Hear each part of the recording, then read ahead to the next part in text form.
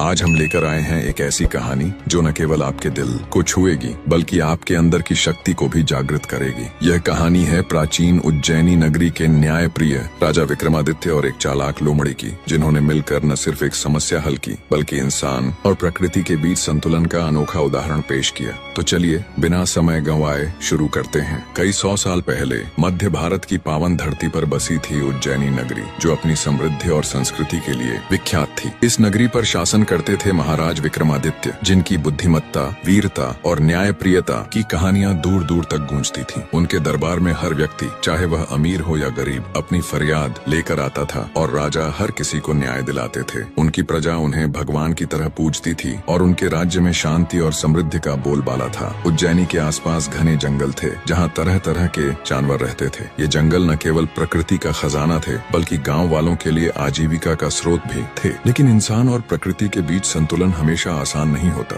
एक ऐसी ही घटना ने उज्जैनी के इस शांतिपूर्ण माहौल को चुनौती दी। एक दिन राजा विक्रमादित्य अपने भव्य दरबार में बैठे थे। सोने चांदी से सजा उनका सिंहासन सूर्य की किरणों में चमक रहा था। दरबार में सिपाहियों की पंक्तियां, विद्वानों की सभा और प्रजा की भीड़ थी। तभी एक बुजुर्ग किसान, जिसके चेहरे पर मेहनत की लकीरें और चिंता की सिलवटें साफ दिख रही थीं, हाथ जोड़कर राजा के सामने आया। उसने कांपती आवाज में कहा, महाराज, मेरी खेत की फसल को एक चालाक लोमड़ी हर रात बर्बाद कर देती है। मैंने उसे पकड़ने की हर कोशिश की, पर वह इतनी तेज और चतुर है कि मेरे हाथ नहीं आती। मेरे परिवार का गुजारा उसी फसल पर है। कृपया मेरी मदद करें। राजा ने किसान की बात गंभीरता से सुनी। उनकी भूरी आंखों में करुणा और दृढ़ता का मिश्रण था। उन्होंने कहा, किसान, तुम्हारी पीड़ा हमारी पीड़ा है। यह राजा का कर्तव्य है कि वह अपनी प्रजा की हर समस्या का समाधान करे। मैं स्वयं इस लोमड़ी की चालाकी को परखूंगा। दरबार में उपस्थित सभी लोग राजा के इस फैसले पर आश्चर्यचकित थे, क्योंकि इतनी छोटी सी समस्या के लिए स्वयं राजा का जाना असामान्य था। लेकिन यही तो विक्रमादित्य की खासियत थी। वे हर छोटे बड़े मामले को गंभीरता से लेते थे। अगले दिन राजा विक्रमादित्य अपने कुछ विश्वास पात्र सिपाहियों के साथ जंगल की ओर निकले। उनकी शाही पोशाक और चमकती तलवार जंगल के हरे भरे परिदृश्य में एक अलग ही आभा बिखेर रही थी। जंगल घना और रहस्यमयी था, जहाँ सूरज की किरणें पेड़ों की घनी छांव को मुश्किल से भेद पाती थीं। राजा ने किसान के खेत के पास पहुंचकर देखा कि फसल आधी खाई हुई थी और जमीन पर छोटे छोटे पंजों के निशान बिखरे थे।